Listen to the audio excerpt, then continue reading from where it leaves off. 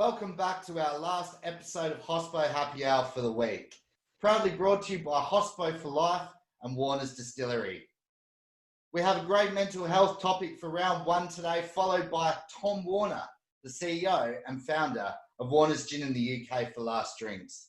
Let's get Friday underway. So up for the first round on today's show, we have Anya. Anya is one of the founding directors of People Sense by Altius Group, with 20 years experience as a practicing psychologist.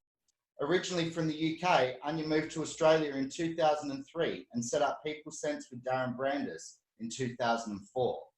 Collectively, their aim was to establish a national psychology service that was approachable, evidence-based, that would make a real and lasting difference for those struggling with psychological issues and illnesses. Anya has also years of experience working in pubs and restaurants through her years as a student. Hospitality is in her DNA. Her family owns a cafe in the UK and her brother is a chef. She therefore understands the pressures of the industry from both the commercial ownership perspective and from a front of house employee aspect. How are you today, Anya? I'm very good, Liam. Very good. How are you? Not too bad, thanks. Good. So tell me, what will we be discussing today? Well, such an interesting question. Is the pursuit of happiness making us miserable? Yeah, what a fantastic thing to be thinking about, huh? It's a big one. It's a huge one, and we could talk a very long time, but we won't. We'll try and be succinct. But I just find it such an interesting area to think about, because it doesn't seem to make sense, does it? How can pursuing happiness and something that makes us feel good make us unhappy? Yeah. So I'll unpack that a bit more, because, shall I put it simply? The answer is yes. Pursuing happiness can make us quite unhappy. Yeah. But usually because we are looking for happiness in the wrong places. Yeah. And pursuing happiness really shouldn't make us unhappy. I'll give you a little bit of background to that. Look, the whole kind of pursuit of happiness and feeling good and being optimistic is relatively new on the scale that we experience it right now. Back even when I was a young psych studying, life tended to be very problem focused. Our industry was problem focused, and I think most humans have a tendency to be problem focused. Yeah. In those days, the medical model that we still have today is, when you have a problem, you go and seek a solution to it, and you focus on the problem, and then you explore the problem. And let's talk about the problem and the problem. And what we know about focusing on problems is it makes them feel bigger. Yeah. And so we realize in our industry that perhaps we aren't helping people in the way that we could. Why don't we look at these people who seem to go through the most ridiculous, traumatic, terrible experiences and come through it unscathed, and come through it still being optimistic? How do they do it when so many of us struggle with just everyday issues?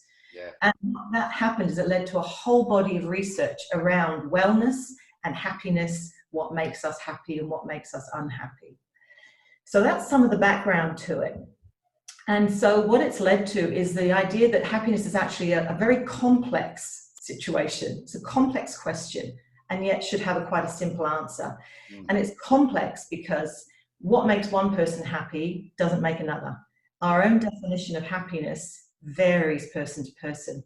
And an example of this for me just yesterday was me talking to my 11-year-old son, who of course is at home at the moment, as all children are in most states, telling me that what would make him happy is allowing to be on the game box, the Xbox all day. 15 hours of gaming will make him very, very happy, Mum. That's the answer. That is not going to happen, just letting you know. But that's his definition of happiness. For me, that would be torture. That would literally, you could not tie me down and make me game for more than about 10 minutes, because I can't stand it. So one of the problems is knowing what we're really looking for, and every person's feeling of happiness is going to be different in a different context. Definitely. And so one of the biggest problems with happiness is defining it. And I've got a slide here, actually. We could start looking at some of them, just so that you're following what I'm talking about. would you believe it that happiness is cultural? So different cultures experience happiness in different ways. And when we look at places like America and to some degree Australia, when we talk about happiness, we use terminology that's very upbeat. We talk about excitement and joy and euphoria, and we define happiness with big feelings. And yet we are some of the nations that have the highest incidence of depression and anxiety. Yeah. So even before COVID-19, we didn't do happiness that well. About 45% of the population in this country at some point will experience a depressive or an anxiety condition. Yeah. So perhaps it is about how we're defining it and what our expectations are. When we look at Scandinavian countries, by contrast, they talk about happiness in a much more balanced way. They talk about satisfaction and about having a good life, yeah, and just going with life and seeing where it takes you. Yeah. Rather than having to have this sort of holy grail of finding these really big feelings. So that might be something we can work on and something we can change. The other thing about defining happiness is some of us have this tendency to look externally to find happiness. So we make it dependent on something. And how many times have we said this to ourselves? When I win the lottery, or when I get that pay rise, or when I find the perfect partner, when the kids just go to bed without me having to shout at them, then I will be happy. We set up all these criteria that when we get there, we will find happiness. Yeah. And yet what we know is that that rarely happens. Yeah. Even lottery winners have not higher happiness levels than other people. In fact, most lottery winners will lose their money within the first 12 months because I've heard that. It isn't what brings you happiness. Happiness is a feeling, it's an internal feeling. Yeah. And so there's two things that happen. One is that the absence of it makes you feel unhappy. So I haven't won the lottery, must mean I'm a loser. I don't win anything. I haven't found the perfect partner, must mean I'm unlovable. You know, so the absence of the happiness or the criteria that you have starts making you feel worse about yourself anyway. And then, of course, the other thing is that when you do attain it, because you're looking in the wrong place, you don't get the happiness that you thought you were going to have. Yeah. You know, a partner is not going to make you feel happy about yourself. You have to do the work inside. Mm.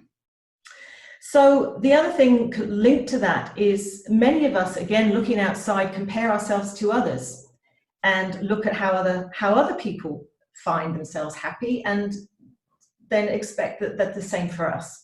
Yeah. And at the moment, because so many of us are relying on social media, we look outside to see what's going on in people's lives through social media. And on the whole, it makes us feel worse about ourselves. That's right.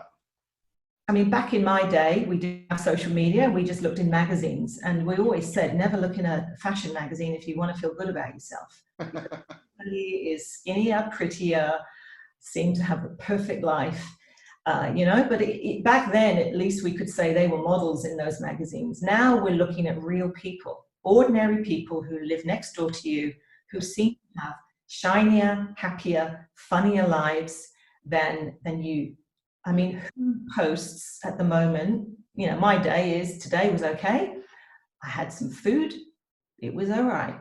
That's it. That's pretty much how my day went. Nobody does that. Everybody does, yeah, you know, I made something fantastic. And look at my children with their homeschooling. They're creating these fantastic artworks. And it begins to make you feel competitive and it makes you feel pretty unhappy about what you've got in life. When really 90% of our lives are really quite ordinary. We just need to be satisfied with that. Yeah. That makes sense?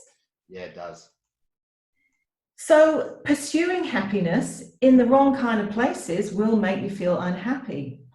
There's more research around those. So when we started looking at people who are happy, and I put that in inverted commas because it means something to everyone, we do find common features. And I know that some of the others through this week, Ben, especially talking about stress, talked a lot about some of the features that stop people from feeling stressed. And there is overlap with this because people who are happy tend not to be very stressed. But some of those features are things like people who are able to grasp the opportunities that push them beyond their comfort zone. Mhm. So instead of going, what I'm feeling right, this COVID-19 situation is way out of anything I've experienced before, and I can't deal with it. This is not my comfort zone. Yeah. Will make you stressed, will make you unhappy. People who have a natural ability to feel happy tend to grasp it and go, wow, this is not what I expected, but I'm going to use it as an opportunity to grow, or I'm going to do something. It took me a little bit to get through that part of things. When it happened, I was like, wow, what's going on? And that, as opposed to, oh, well, there's nothing we can do.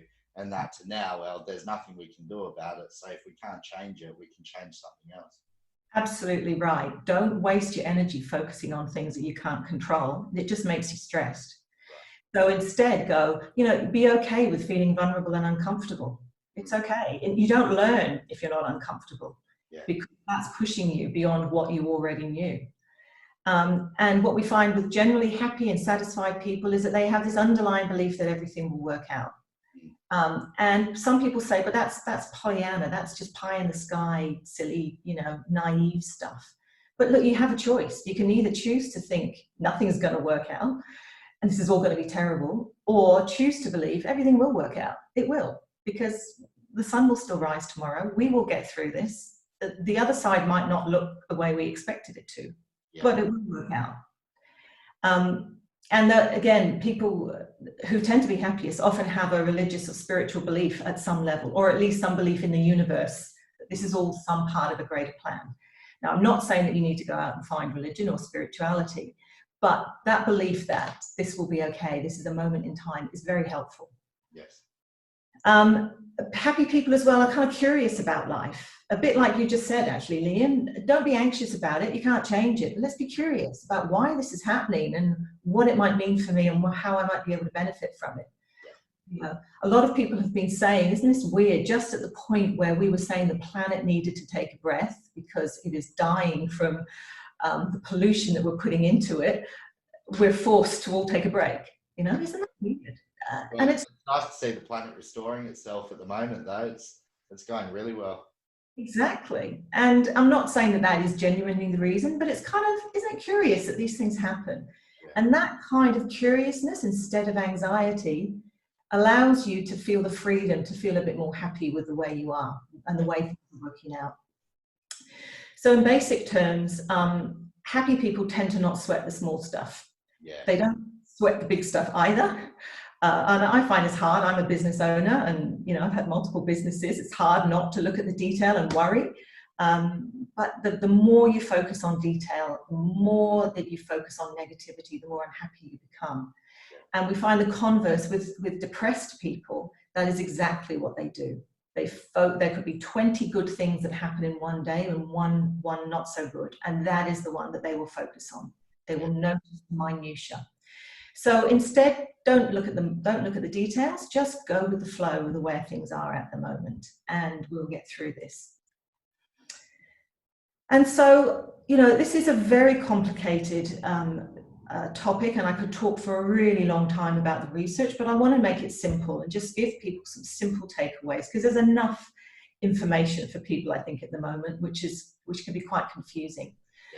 So some simple things to do if we want to stay happy, especially on a Friday afternoon.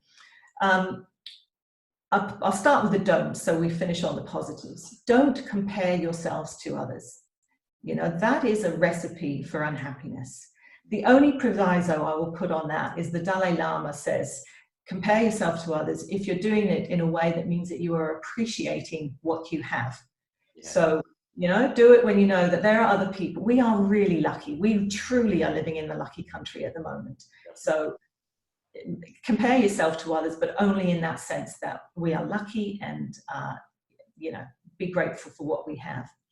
Don't compare yourself in a way that makes you feel inferior. There will always be more successful, more people with more, people prettier, people thinner, people happier than you.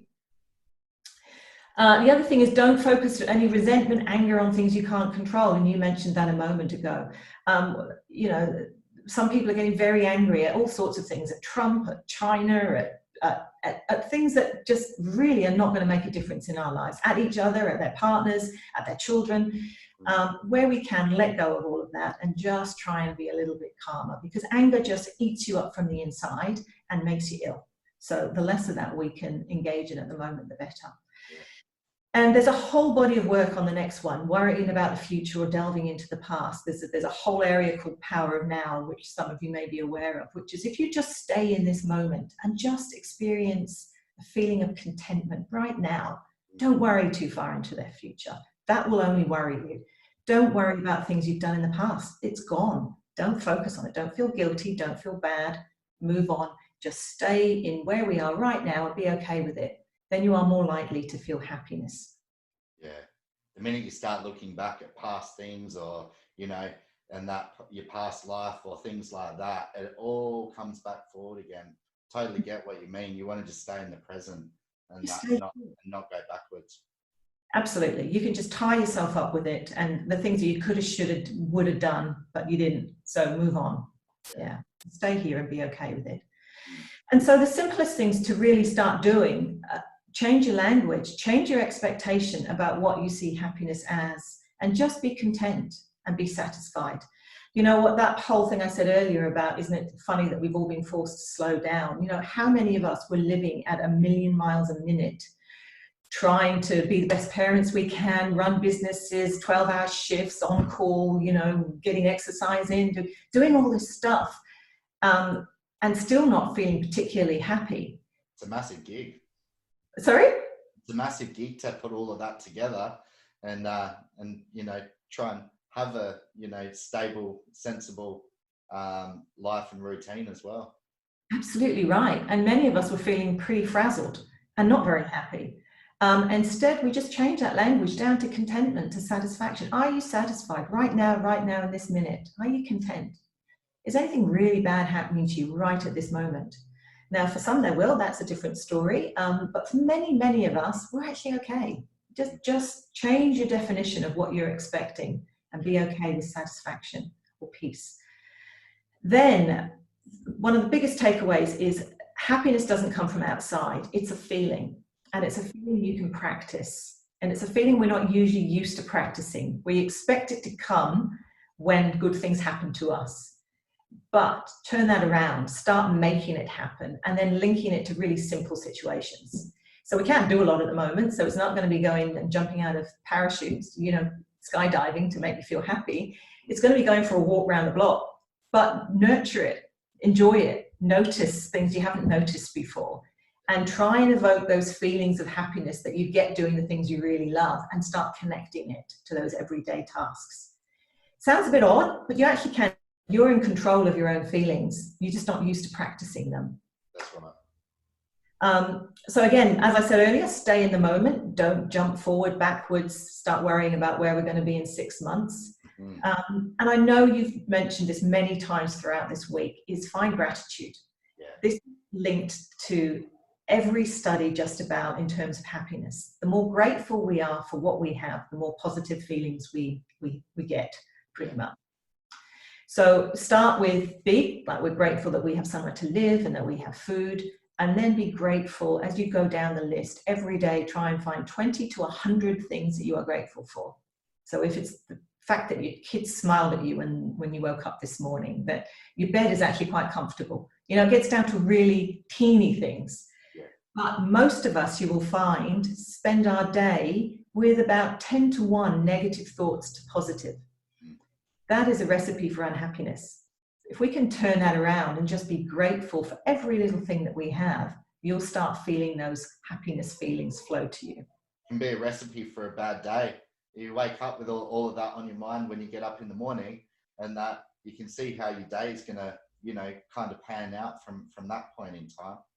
Absolutely right. Absolutely right. But you can control it and just practice ensuring that you're going to have a good day, because you start within the first 17 seconds that you wake up. Start with some positive thoughts. Start with how good the bed feels. Start with, isn't it nice to feel the carpet on your feet or the floor beneath you, and go from there. And then you turn that day around. Yeah.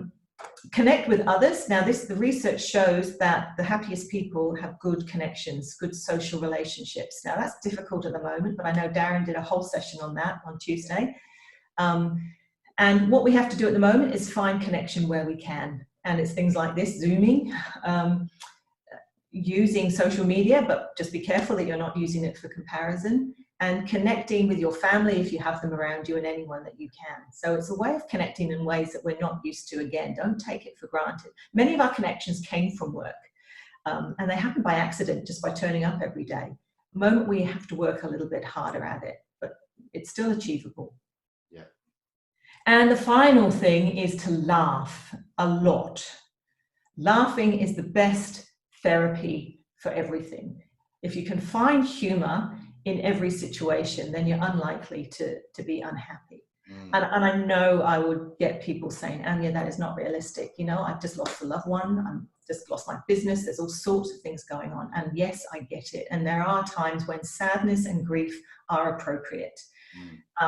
But many of us will also focus on that negative. We'll be grieving when there's nothing really to grieve about. Yeah. We're just used to being negative. Yeah. Laughing in itself creates chemicals in the body that make us feel good. Certainly does. So even just sitting and laughing, there are people who do laughing therapy. I don't do this, by the way, but you know, just sitting and making yourself laugh actually makes you feel good. I have a few friends which, like, without a doubt, would crack me up every time we talk. And it's, you know, sometimes when you need it, they're the first one on the phone in the morning, and that to get that day going and start off happy. Absolutely right. Absolutely right. And you know what? It might be avoiding the reality of the world, but so what? It's better to avoid and feel good and have the resources to be able to deal with whatever's coming next than feel completely deplenished of all your resource, because all you're doing is worrying. So yeah, laughter is the best remedy. No, that's some great advice. Thanks for coming onto the first round today, Anya. Really appreciate it. And yeah, I'm sure our viewers, there's plenty of decent takeaway facts there and things for them to work on. So really appreciate it. We're going to have Anya back for our next segment, Your Shout, and we'll see you all soon. Thanks, Anya. Great to see you, Liam. Take care. So moving on to Your Shout for the end of this week. Remember, if you'd like to send in your questions, you can send us an email at info@hospoforlife.com.au or send us a direct message. Our first question comes from Brisbane today, from a viewer up on the coast. Since losing my job, I've been finding it hard to be satisfied with everything I do each day. What can I do? Look, it's a really good question, Liam, and I think it's probably the way many of us are feeling right at this moment. Life has been thrown up in the air. It's not what we expect. All the things that normally make us happy, we don't have. So what can we do about it? So just thinking about some of those do's and don'ts that I mentioned in the previous section, you know, do focus on small things that can make you feel happy. Do practice feeling good. And just bear in mind, really notice how many times are you focusing on dissatisfaction in a day? Yeah. Have a look at it, because you might actually begin to surprise yourself how problem focused we tend to be. Try and flip that around and start noticing the good in the small stuff, and you might find your satisfaction rates beginning to come back up. That's some great advice. The next question I've got comes from Victoria. It says, over the last few weeks, I've noticed my wife gets a lot more frustrated with me. What can I do once things go back to normal so that this period in time doesn't irreversibly affect our relationship? Look, great question. I think probably the same boat as 70% at least of people in relationships at the moment are feeling somewhat frustrated with each other. I am not good at being 24/7 with my partner either. And so there's two things I would say here. One is forgive her. You know, this is unprecedented times. We're all being challenged. So do not harbor resentment, anger. Remember from the presentation, the moment in time and it will pass. So at one level, bear that in mind. And the second thing is the problem of being put together with your partner in the kind of situation that we are at the moment is it exacerbates some of the problems that were already there. Many of us weren't good communicators to start with, and it's not going to happen just because we're forced to be together. So the simplest answer is find space to talk, and not when you're angry and not when she's frustrated. Just ask if she's okay. Because at the moment we're all being faced with so many things to deal with that's out of our control, that it does make us feel frustrated. So best thing is find the space to talk, and that might actually begin to help the relationship the other end. Communication's always a good recipe to fix things. Absolutely right. Absolutely right. And for some of us, communication doesn't come naturally. Like I said, if you were living that million-mile-a-minute lifestyle, just ships in the night with your partner, it's a bit of a challenge at the moment to be spending so much time and then being forced to communicate. But just sit down and in a calm way, let's talk about how we're feeling at the moment and what we're experiencing going through this situation. Yeah, definitely. No, that's great. So that's all we have time for on today's Your Shout. If you'd like to send us a question to be featured on next week's show, send us an email and we'll catch you next week. Thanks, Liam. So to end the week on a high, we have for last drinks today, very special guest all the way from the UK. I'd like to give a big Friday welcome to Tom Warner, the CEO and founder of Warner's Distillery and proud partner of Hospo Happy Hour. How you doing today, Tom? I am good, mate. It's Thursday, so we're over the hump of the week. Sun's shining, which is rare in the UK. We're getting actually quite a lovely spring, which isn't great when you're in lockdown because everyone wants to get outside and get into pubs and restaurants. But we're feeling good. Yeah, fantastic. So I've got some questions for you. So you and your wife Tina, you come from more traditional farming families. How did the decision to jump into making gin come about? So really all goes back to 2001. I was at an agricultural college in the UK called Harper Adams, which is pretty much, back then was at Ag College, it's now a university, and it teaches you how to drink and farm and play rugby, basically. Tina came over to visit. She walked across the bar. Her friend was bar manager at the time in the uni bar. Tina was walking across the bar and I was just like, who's that? So the rest is history since then. But yeah, Tina's from a traditional Irish, they're a big spud producer in Ireland and they've gone into making crisps or potato chips in quite a big way. And they're doing really well. So sort of innovation on their farm in Ireland happened about a year before we did it over here in the UK. But we started this journey really 2009. I'd worked in the produce industry. I didn't go back to the family farm. I went into coffee buying in East Africa for a bit and then came back to the UK and imported fruit from all around the world. So dealing with farmers in Australia, importing oranges from Australia. We were importing easy peelers from New Zealand, importing stuff from basically all over the globe that you can't grow in the UK due to seasonality and weather conditions. Working really hard because produce and farming, you know, you are flat out the whole time. It's not an easy industry to be in, and the product that you are moving is dying. So, you know, you buy stuff in a restaurant, you've got to use those ingredients because they're going to go off. When you're shipping, yeah, exactly. And when you're shipping containers of this stuff all around the world, as soon as it's harvested, it's in the rotting phase. So you work really long hours. It's really high octane stuff. I loved it, but you're working with someone else. So the dream was to go back to the family farm and diversify. So we had no experience of the drinks industry other than being avid consumers of it, and we just started looking at lots of different business ideas, and we did this before gin was cool and before craft distilling was this massive thing. We looked at loads of different ideas over about 6 months, and the penultimate idea was distilling floral crops. So we were going to grow flowers and make essential oils. And the evolution was, well, what do you do with distill for the rest of the year once you've got your essential oil harvest? You can make booze. Why are we fucking talking about flowers? Let's make booze was the evolution. And then just a massively steep learning curve because we had no experience, we had no contacts. The only advantage we had really, and I think we had two advantages at the start, we were massively underfunded. Yeah. And now I say that to the advantage, and I'll quantify that in a bit.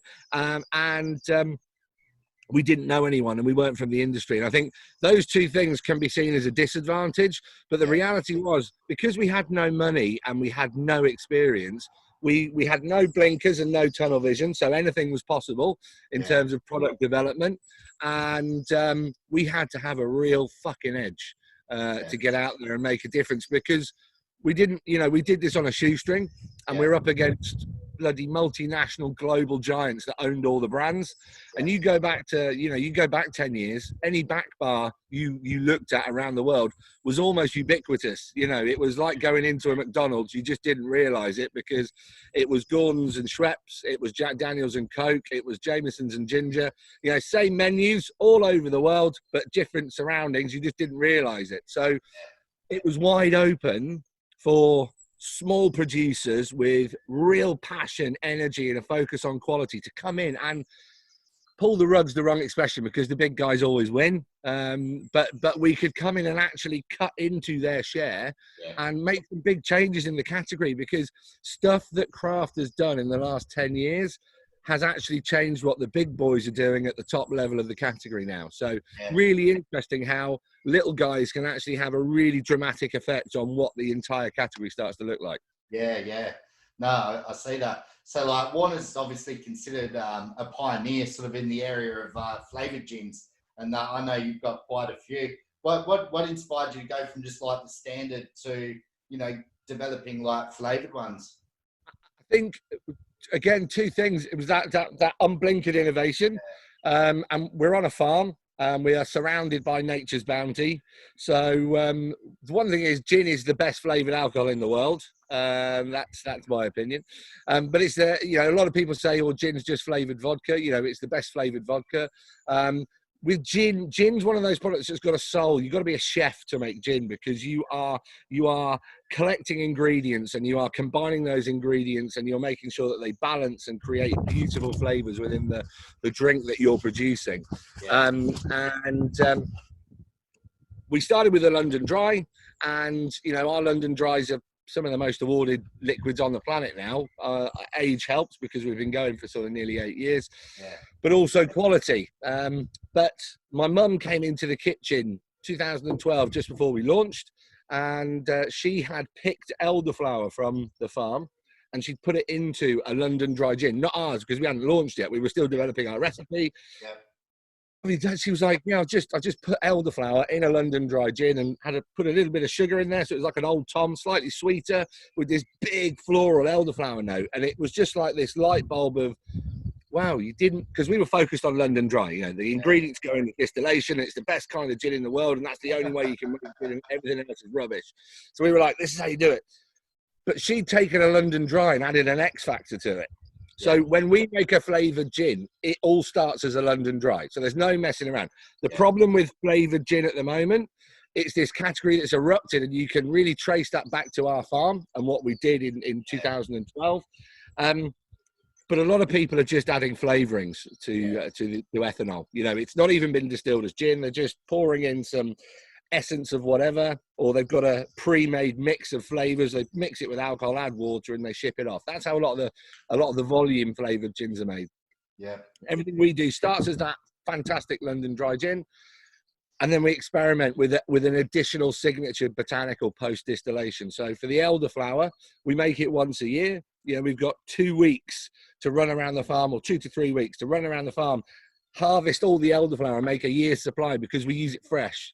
Our rhubarb gin, we do the harvest May through to August, and that is rhubarb that's then chopped and frozen, breaks down the cell structure, and we use the juice that we then get from the rhubarb once we thaw it. We put it through a cider press, get this amazing pink juice come through. We use that to cut the spirit to bottle strength. No one had done that before. That's diluting still strength gin with a vegetable juice. It sounds pretty brutal, but it's pink. And it's beautiful, high acidity. So we only work with natural flavors. And we did that not because we had a keen insight that consumers were looking for flavored gins. It just felt right. And we were harnessing Mother Nature and using all natural ingredients at our disposal. It just, you trust your gut in these situations. And it just went fucking nuts. It was the zeitgeist of what everyone was looking for, sort of 2013, 2014, and went off like a rocket. And that was the sort of the ground zero of the flavored gin sort of explosion around, and pink gin. You know, pink gin's gone nuts, but our rhubarb gin was pretty much the first volume pink. It just went bananas. Lots of imitations now. And the sad thing for us is everything we did for flavored gin was about harnessing Mother Nature at its peak. And it's been bastardized now by sort of synthesized products with loads of sugar in. Some of our products do contain sugar. But that, again, it's about balance. Try making rhubarb crumble without sugar. It's not going to taste nice because rhubarb is proper acidic. So you've got to balance the flavors. If you're just putting sugar in for sweetness, that's not cool. But if you're doing it for balance with the other ingredients, then it's not a bad thing. No, easy. No, I totally get that. You like what we have from Mother Nature, and you know the ingredients on offer. I don't know why you'd use synthetic products and things and make them inferior. Exactly. I mean, if you look behind me, this is our botanical garden one that we built at the farm. First one we built, and that was really us starting to become self-sufficient. We're up to 6 acres now. Nice. We try and grow it all and use it fresh. Yeah, beautiful. So tell us, I know that you've had to like really change things since COVID hit. What have you been doing in the UK since we've all been put through COVID? Working it all out. You know, we're all learning, aren't we? There's no book to read on this one, so it's a bit of a tough one for everyone to sort of get their heads around. And I think survival is number one. And you just sort of you start there, don't you? With how do we save the business? Because obviously it's quite dramatic, and when we've got large areas of our customers that are closed, they can't even trade, you know, and that's probably 60% of our business is the hospitality sector. They're our frontline sales force. They're the guys that are recommending our product to consumers. So that's a massive blow to the company. And then what's going on in retail is quite odd as well. You know, people are panic buying toilet roll, pasta, flour. I don't know about what they're doing in Australia, but over here you can't buy flour at the moment because people bought so much flour. There's no bags to put the flour in. So having to wait for bags to be produced.